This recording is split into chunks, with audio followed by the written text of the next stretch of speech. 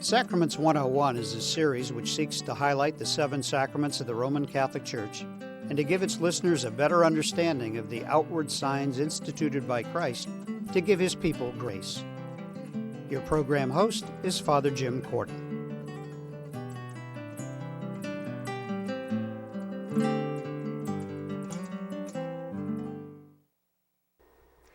Hello and welcome to this edition of Sacraments 101. I'm Father Jim Corda. Today we're going to talk about the sacrament of holy orders. And joining me in today's show is Father Jack Lavelle. Welcome to our show. Thanks, it's great to be here. We know that when we use the phrase holy orders to designate the sacrament, we're talking about different degrees within that sacrament. Let's begin with that, and then we're going to focus primarily on the bishop. Well, certainly in the church, there are 3 levels of ordination, if you will, 3 stages of ordination. There's the diaconate, there is the presbyterate or priesthood, and there's the episcopacy or being made a bishop. It's interesting to note that you can remain a deacon, and that's evolved in the life of the church. Many of our parishes have what we call permanent deacons, married or single men over the age of 35 who have studied and have decided to give their lives to God and to the church in this special ministry, or transitional deacons, which are same ordination, same ritual, same type of ceremony, but those are men who are preparing to then go on to the second level of ordination, which is the presbyterate, the priesthood. And so usually that ordination of transitional diaconate happens no less than 6 months, maybe a year, give or take, prior to being ordained to the priesthood. And then the vast majority, remain priests forever in the line and order of Melchizedek. But there are those who are called by our Holy Father to assume what we also call the fullness of orders, fullness because they've achieved 1, 2, and then finally the third, being ordained to the episcopacy or being ordained a bishop. Let's talk primarily of what it means to be ordained a bishop. What is the call of the bishop or the ministry of the bishop primarily? Well, I think first we have to look back at the early church itself, and I know we have other topics that we've discussed at different times, diaconate, priesthood. But it's interesting to note that although the bishop is the fullness of orders and is the final of the 3 stages, in the early church, that was it. There were those men who were selected and ordained bishops for the church, and they would care for the people of God. They would teach, they would govern, they would sanctify, 3 main roles of a bishop in the church itself. And then really it is as the church grew and the bishop needed assistance in caring for the needs of the people that not the priesthood, but the diaconate then was developed to assist the bishop at the altar, but assist the bishop specifically in the service and ministry to the poor. And so diaconia is service. To be ordained to the diaconate is service. And then as the church grew even larger, you couldn't just have these cathedral churches, you couldn't just have one location in such a large geographical area, but the deacons were already established for a specific ministry in the church, primarily assistance at the altar with the bishop or service to the poor. So this third order, which became the second in its ranking, the presbyterate or priesthood, develops to function in a lot of the ministry of the bishop, but with certain rights and certain activities reserved strictly to the bishop himself. Let's talk about the ordination of a bishop. We know that in all 3 stages within holy orders, there is an ordination rite. And what do we mean by the word to ordain? Mm-hmm. Well, and I think oftentimes we need to look back to the root words of a lot of these. So you will find in ordinary time, the root word is not ordinary but ordinal. We're counting the weeks. In ordination, we get back to the very basic sense of ordering. We are ordering this sense of ministry. We are establishing that there is this order that will follow. And so that's why we have the diaconate, the priesthood, being ordained a bishop, the episcopacy. So we're ordering the direction and ministry of this individual within the life of the church. And so when a man is called to become a bishop or is appointed as a bishop, there is a separate ordination that really Yes. takes place other than the diaconate and the priesthood ordination. And while there are certain things that are the same within the ordination rites, there are certain things that are also different. For example, I believe that the priest's hands are anointed at his ordination, but I believe it's the bishop's head that is anointed at his ordination. So there's certain things that are in addition to. What are some of those other things that make up the ordination of a bishop, and why are those special, to use, for lack of a better word? Well, and you are right. And it's interesting, at a diaconate ordination, the chrism is not used at all. That ordination more is in the handing over of the book of the Gospels, whose herald they now are. We see then that anointing of the hands, which will be used to consecrate bread and wine. For the bishop, it is the anointing of the head. What's interesting is a deacon receives the book of the Gospels. The book of the Gospels is used also in the ordination of a bishop. If I recall, it's actually held over his head. So there's a lot of, it's interesting, there's a lot of the brain matter, the knowledge, the wisdom of the location of the head with the chrismation, with the placement of Scripture, most likely to try to infuse all of this knowledge and all of this pastoral care and concern into the life of the bishop. Most of our understanding of ordinations of bishops will also be, but not exclusively, connected to the reception of a diocese as well. Now, in our own diocese, we've had several bishops, 5, but we've had a couple auxiliary bishops who do not become the bishop of the diocese, but assist the bishop in their ordination. So this sense of receiving a diocese, of being given the cathedra, which is the teaching chair of the bishop, the word from which the cathedral derives its name, cathedra, the chair, that isn't necessarily part of the ritual itself. In our diocese, the last bishop to be ordained would have been Auxiliary Bishop Benedict Franzetta. Prior to him, it would have been Auxiliary Bishop Bill Hughes, who went on to Covington. Our only bishop who was not a bishop before he became our ordinary would have been James Malone, and would have been ordained an auxiliary bishop in 1960, and then became the coadjutor in 66 and became our ordinary in 68. So it's really the only time we've seen an ordinary ordained in our diocese. But oftentimes it is connected to that role that I mentioned that they're going to have, to teach, to govern, to sanctify. And they are given special symbols of their office that are not given to a priest or a deacon as well. And let's talk about those symbols. One of the symbols that they are given is, of course, a crozier. And the crozier would be the shepherd's staff. It demonstrates and it signifies their leadership role in the diocese, to be the shepherd, to be the leader. And remember the role of the shepherd. I always love this story. You know, the bishops would probably be sued if they used the crozier the way it's intended to be used. A shepherd's staff serves 2 purposes when you're leading the flock. It has a hook and it has a point. That hook is used to rein the sheep in when they go astray, and that point is used to prod them when they refuse to move. And so in using that very real shepherd's staff, symbolically it shows that the bishop has a role and a responsibility to rein in the sheep when they go astray.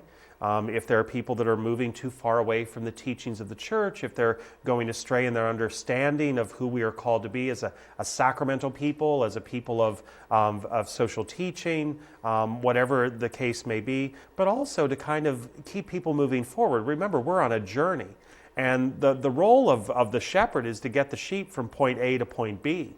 But we know sheep can be stubborn and they can just plop down where they want and they don't want to move. And so the shepherd uses that point to get them moving.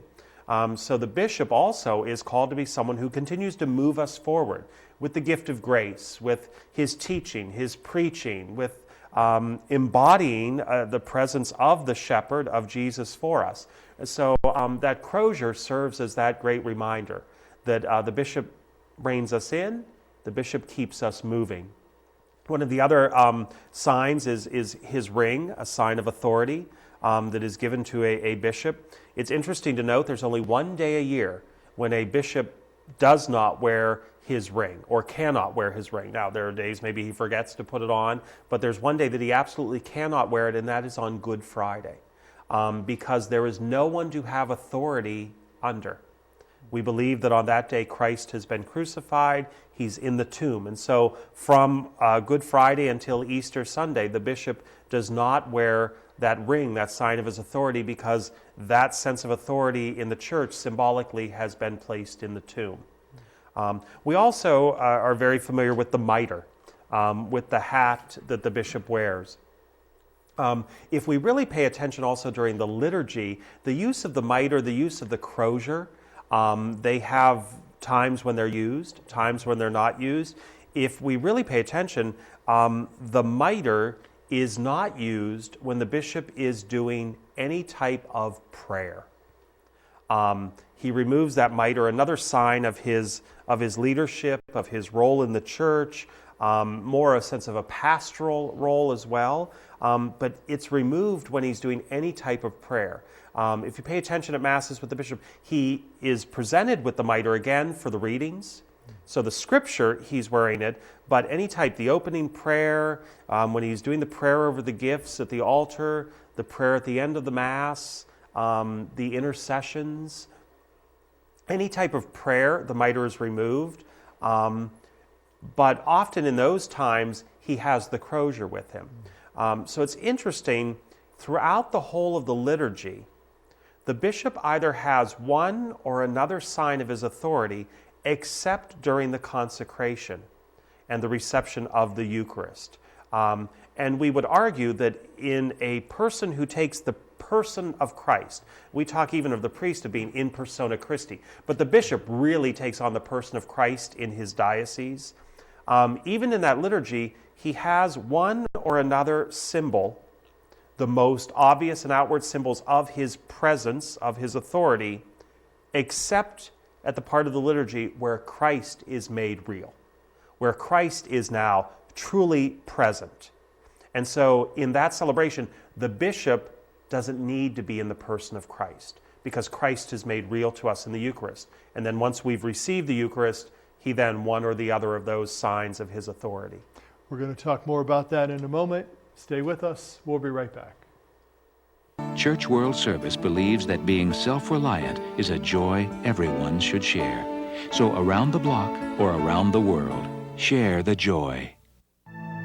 33 million Americans have descended into poverty. And as their futures fall, so does our nation's. Welcome back to our show. We're talking about holy orders, primarily about the bishop. Before we took a break, we were talking about the various symbols that the bishop wears or uses, especially and primarily during the celebration of the Eucharist.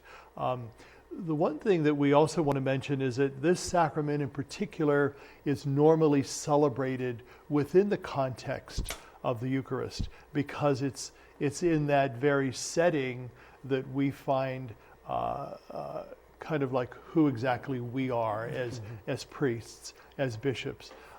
Why is it important for us to remember, primarily as bishop and as priest, that we are united to Christ through the Eucharist, but we also share that Eucharist with the people?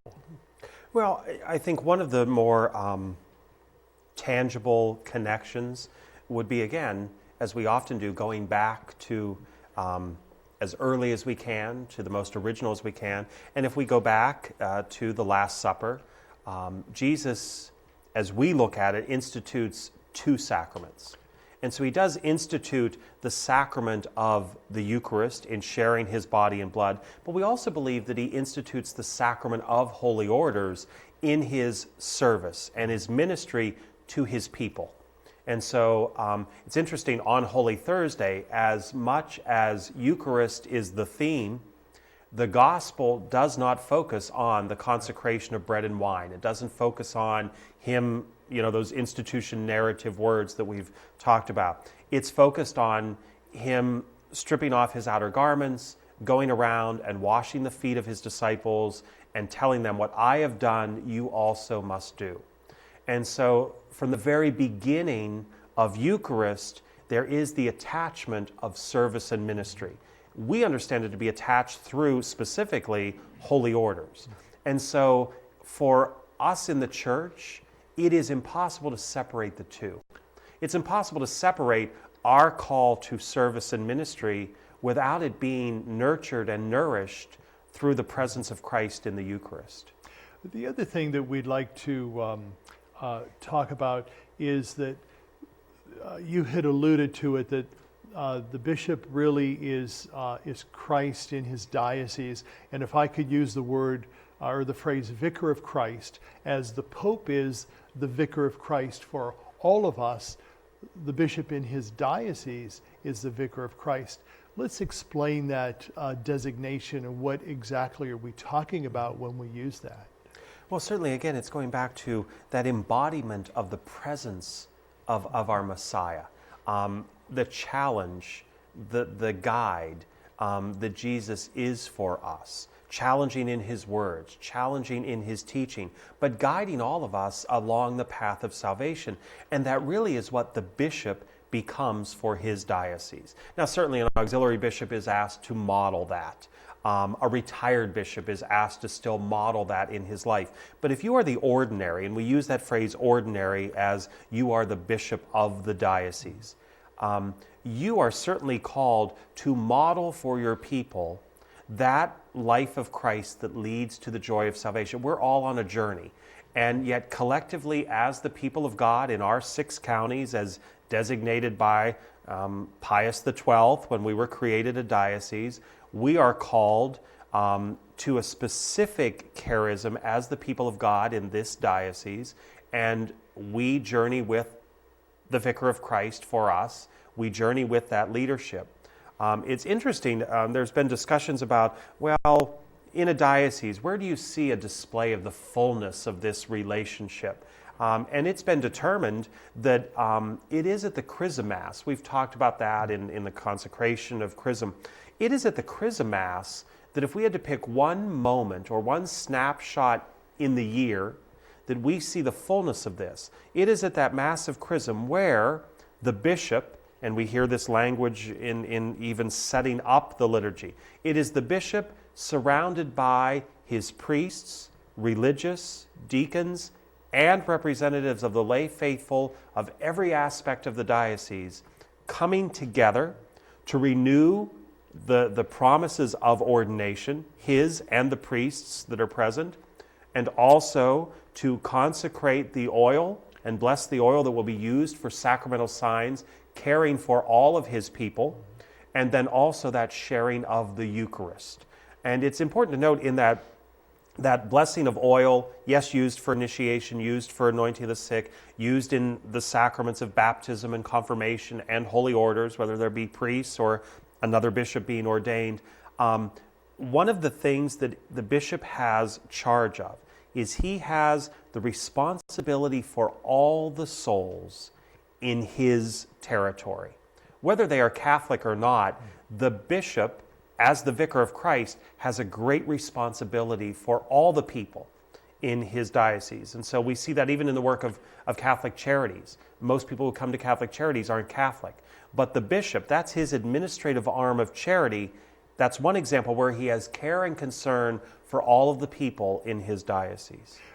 If we would carry that to not another level, but in comparison, a pastor then would have kind of like spiritual authority and direction over those within his polity, not only those who are parishioners in his church, but all of those within his town and within his city as well. Oh, absolutely. And again, it goes back to that origin of the orders, that the third that came into existence was the priesthood to share in some of the bishop's ministry, because I often tell people, we as a Catholic people, we're victims of our own success.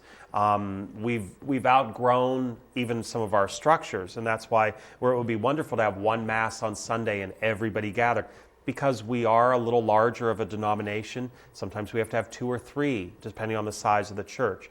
But the priest, yes, very much models that in his own territory or boundary, whether it's the town, if it's the only church, or a specific charism of the people. I'm the pastor of what was known as a personal parish or an ethnic parish.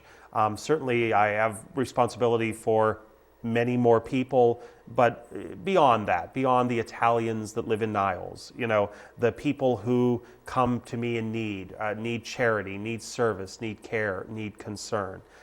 So that really is modeled in all of our parishes, in relationship, a priest with his bishop. I often tell people, I'm the pastor of my parish simply because the bishop can't be everywhere. In a sense, he really is the chief pastor of all 6 counties in our diocese. Wherever you're the bishop, you are the chief pastor, but because of time constraints, because of distance constraints, we have men who assist in that pastoral work. And let's talk now about the Pope, the Holy Father, as the Bishop of Rome. Mm-hmm. He is the vicar of Christ on earth, but he is a bishop. And, oftentimes we in the church may think that he's ordained the Pope. That's not the case. Or someone is ordained a cardinal. That's not the case. So let's talk about the Holy Father and his role as the Bishop of Rome. Okay. Well, certainly, as you've said, and now it would be the only instance where a group of people come together to elect a bishop. We might hear of that in other denominations, they elect their pastor or they appoint, a group comes together. We know that all bishops are appointed by the Holy Father with the assistance of the congregation, for bishops. But the Bishop of Rome is the only one who is elected by a group of people, and that's the College of Consultors, the cardinals under the age of 80 who come together and vote for a new pope. But what they're really voting for is the Bishop of Rome. By being made the bishop of that primary see, one also becomes the pope. And the importance of that, though there are many aspects of the importance, that he is one of his brother bishops, that he is already intimately involved in that ministry, in that understanding of care and concern, that pastoral zeal that we talk about. And though certainly by also being the Pope, there are probably auxiliary bishops in Rome that are doing most of the work at his cathedral, which is, just as an aside, the cathedral in Rome is the Basilica of St. John Lateran. That is the Pope's church as the Bishop of Rome. St. Peter's is the Vatican, square and all of those that we understand and recognize and see in his role as Pope. But really, in his role as Bishop of Rome, it's exercised at St. John Lateran. You touch on another interesting thing. We do not ordain people cardinals. Cardinal is an honorary title that one is given mostly because of the diocese that he has now assumed. So in the United States, there are certain dioceses right now that have been, at least at this time, designated as sees that warrant having a cardinal. We've had a recent change. Years ago, it would have been unheard of to have a cardinal in Galveston, Houston. But recognizing the vast majority of Catholics in the South and the West, that diocese became an archdiocese, and then very quickly became an archdiocese that warranted having a cardinal. And so at this time we have Cardinal Dan DiNardo, who is the Cardinal of Galveston, Houston.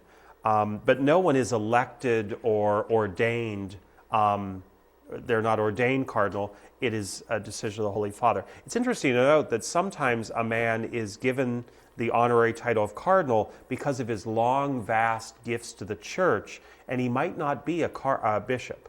What happens is they offer that man the opportunity to be ordained a bishop, and those people are usually always over the age of 80, so that they are not a voter in the College of Cardinals. They're not going to be given a diocese.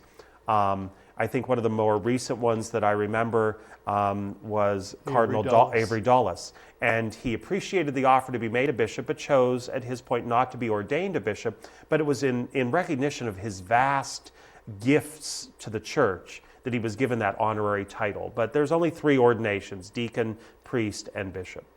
In our last minute or two of our time together, what should the folks know when we talk about the ordination of a bishop, which is usually more rare than the ordination of deacon and priests within dioceses? What would be something that they could learn more about, or try to understand a little better about that degree within the Sacrament of Holy Orders? Well, I think even more beyond the ordination itself is really recognizing what it means to be a participant in that. It's not just participating in an event. We talked about that, we get caught up on the historical dates and the events. This happened then, or this is going to happen then. But that ongoing action, to be a participant as a member of the diocese, whether you're in that cathedral or not, that you are a participant in this very special outpouring of God's grace, and that it is not done just for this one man who is called by the Holy Father to serve the church as a bishop, but it is collaborating in this ministry, this care, and this concern. One of the things that I think, sadly, in our current age we've kind of lost is that understanding of that spiritual, and you brought this up earlier, that spiritual guidance that is there, that we really do see, that the priests and the deacons, as well as the lay faithful and religious, see their bishop as their spiritual father. See this person as taking on a role of guidance, of direction and correction, but of love and affection and fidelity. And to be able to speak of one's bishop in those terms, and to know that the bishop feels that for us. For bishops, priests, deacons, religious, even lay faithful, our days are so filled with all kinds of activities. We've got to get this done and we've got to get that done. But to really focus on that sense of spiritual care and concern. Thank you for being with us, and thank you. Have a good day, and God be with you.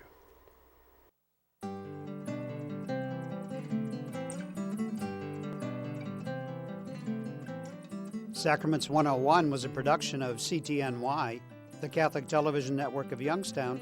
Your program host was Father Jim Corda.